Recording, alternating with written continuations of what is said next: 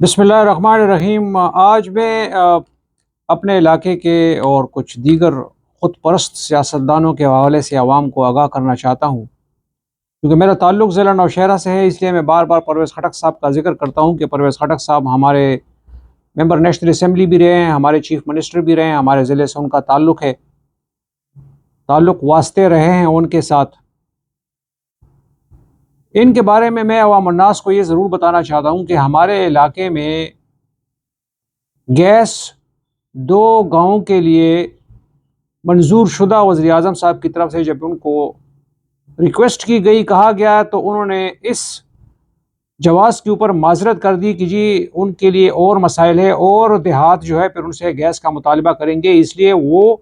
ان 2 گاؤں کے لیے، ان 2 دیہاتوں کے لیے گیس نہیں لگوا سکتے ہیں۔ وہ گیس جو جس کی منظوری وزیر اعظم صاحب سے ہو چکی تھی، ایک بات۔ دوسری بات،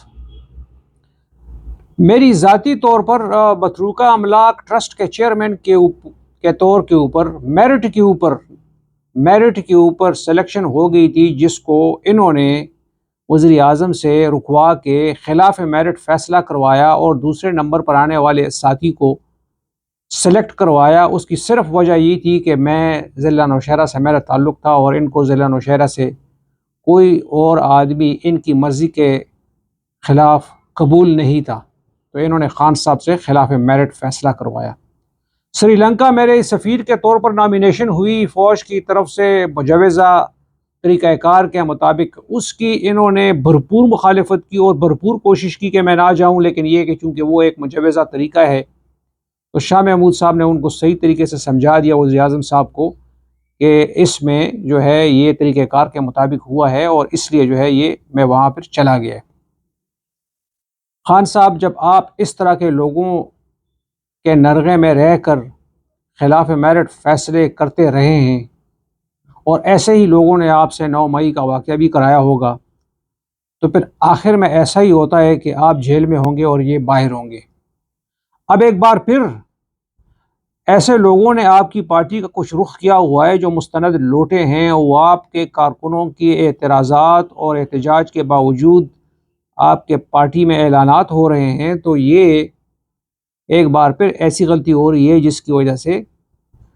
آپ کے کارکن آپ سے متنفر ہوں گے۔ نوشہرہ کے عوام اور دیگر علاقوں کے عوام کو بھی میں یہ بتا دینا چاہتا ہوں کہ لیڈران ذاتی مفادات کی خاطر،